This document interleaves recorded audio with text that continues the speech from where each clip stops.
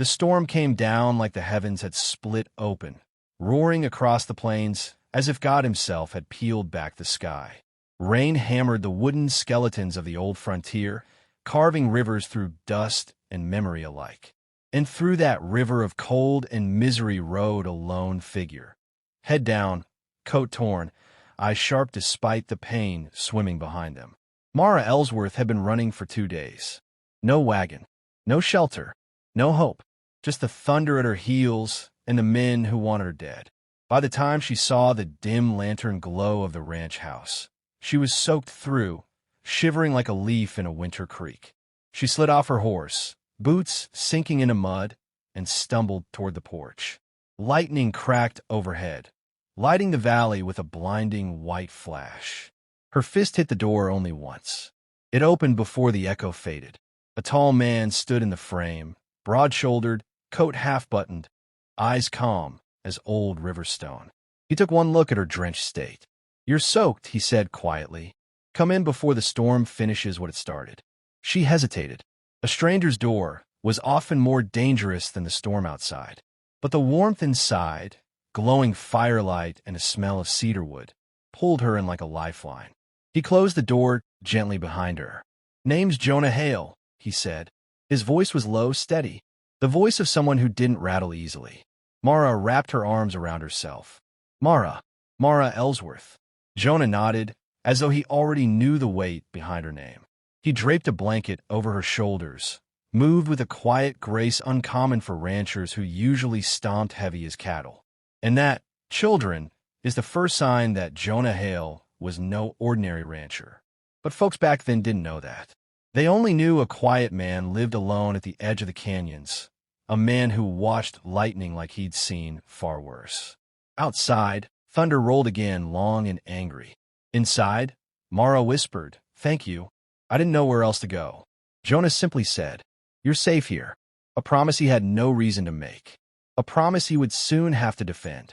For the storm wasn't the only thing following Mara Ellsworth that night. The fire crackled warm and steady, painting the one-room cabin in amber light. Mara sat close to the flames, steam rising from her soaked dress as Jonah placed a tin cup of coffee in her trembling hands. "Drink slow," he murmured. "Storm's got a mean chill tonight." Mara sipped, letting warmth spread through her bones. Her heartbeat finally slowed, though not enough. Fear still curled inside her like barbed wire. Jonah noticed. "You running from weather?" he said softly. "Or from men?"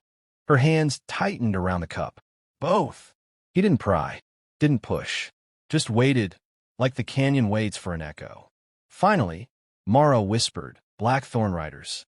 They killed a man in Dry Creek. Sheriff thinks I saw too much. They think I said too much." "And did you?" Jonah asked. "I saw everything," she said bitterly. "But I said nothing." A pause. "They didn't care." Jonah nodded once. Slow, heavy, as though he'd seen this story too many times already. He stood from the fire, walked to the door, and cracked it open just enough for the rain to whisper through. Mara couldn't see his face, but she saw his shoulders stiffen. "What is it?" she asked. He stepped out onto the porch without answering. In the mud, illuminated by lightning, were hoof prints, fresh ones. 5, maybe 6 riders, deep in the soil, meaning they were moving fast. Coming this way. Jonah stared at them with unreadable eyes. "Now, children, remember this part." Jonah didn't panic, didn't curse, didn't rush for a rifle like any other rancher might have. No, Jonah Hale simply breathed slow, as though an old habit was waking in his bones. When he returned inside, he spoke gently, not wanting to scare her. "You're staying in the loft tonight. Extra blankets up there." She frowned. "Why?" "Jonah, what did you see?" But the rancher only tossed another log on the fire and said, "Storm's a long way from done." Then he went to the back room, where no lantern burned. Mara listened, and heard something metal slide softly. A drawer, a latch, the familiar weighty sound of iron being lifted. Jonah returned empty-handed, but his posture changed, as if he now carried a shadow that wasn't there before. Mara watched him carefully. "You seem prepared," she said slowly. Jonah's eyes flickered to hers, just for a moment. There are men who fear storms, he said, and men who become them. The old storyteller would say Jonah Hale's voice held thunder that night, because he knew, long before Mara understood, that trouble wasn't chasing her anymore. By dawn, the rain had softened to a cold, steady whisper. Mist crawled across the fields like restless spirits. Mara woke to the sound of hooves, slow, deliberate, circling the ranch. The Blackthorn Riders had arrived. From the loft, Mara could see Jonah step out onto the porch with a calm that felt unnatural. He wore his coat, hat brim low, hands empty. A peaceable man, at least at first glance. 6 riders faced him, mud-spattered, armed, grinning mean. Their leader, Clay Maddox, chewed a splinter of wood as he spoke. "Mornin', stranger. We're looking for a woman. Came through this way." Wet, scared, real talkative. Jonah didn't blink. "Haven't seen anyone." Mara's breath caught. He lied for her without hesitation. Clay chuckled. "Funny. Storm washed a mighty trail straight to your door." Jonah tilted his head. "Storm does strange things." The riders shifted, irritated. One step forward, boots thudding heavy. "We're coming inside." Jonah moved his foot slightly. Barely a shift, barely a breath's worth of motion. But his stance changed. Subtle, deadly. Mara saw it from above. His weight balanced, shoulders loose, fingers relaxed. He wasn't a rancher. Not in that moment. Clay looked harder now, squinting like a man who'd just recognized an old ghost. "Hold up," he rasped. "That jawline, them eyes." Jonah said nothing. The rider swallowed. No, you're dead. You're supposed to be dead." Mara felt the air change. Clay's voice cracked. "You're Jonah Hale, the ghost of Perdition Creek." The name struck the riders like thunder. Even Mara felt something drop inside her. "Thought you got buried in New Mexico," Clay whispered. "Guess your information was wrong," Jonah murmured. The wind stilled. The ranch held its breath. Clay's grin died. He whispered to his men, "Guns out."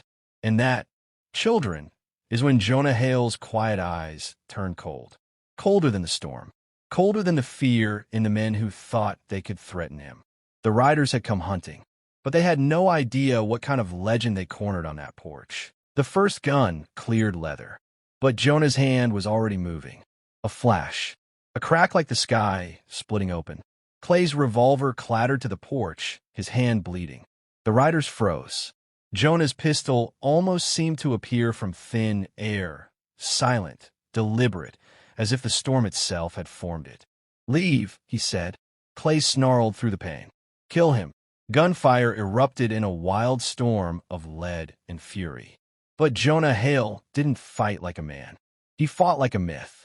Each shot was precise, controlled. 1 bullet per rider, stopping them cold without taking their lives. He moved with impossible calm, stepping off the porch into the mud, coat whipping in the wind, the storm framing him like an ancient spirit of vengeance. By the time the last bullet faded into the hills, 5 men lay groaning, guns kicked from their reach. Jonah stood above them, breath soft, eyes unreadable. Clay crawled backward, terror twisting his face. You ain't human." Jonah holstered his gun. "No, just tired." He stepped closer. "You hunted someone who didn't deserve it. That ends today." Clay swallowed hard. We'll leave the territory. I swear it." "You'll leave her alone," Jonah corrected. Clay nodded so fast his hat fell off. Jonah let them go. Every last one. He didn't need to kill them. His legend would do the rest. When Jonah returned inside, Mara was already descending from the loft, tears in her eyes, not of fear, but of profound relief. "You saved my life," she whispered. Jonah shook his head. "You saved yourself. You came through the storm. But they would have, not while I was breathing." For the first time since they met, she saw past the quiet rancher's mask, saw a man who carried scars deeper than gun wounds, scars carved by battles, by mistakes, by a life he tried to bury under soil and cattle and sunrise chores. "Why help me?" she asked. Jonah looked at the fading storm outside. "Because once," he said softly, "no one helped me." Silence settled like dust. Warm, heavy, human. Mara stepped closer, laying a hand on his arm. "What will you do now?" Jonah gave a small, weary smile. "Keep the storm away from folks who can't bear it." And so, children, the old storytellers say that when lightning rolls across the canyons and thunder shakes the plains, some folks swear they hear a quiet voice drifting through the storm. You're safe now, for that was the warmth Jonah Hale gave the world. Unexpected, unforgettable, and never forgotten.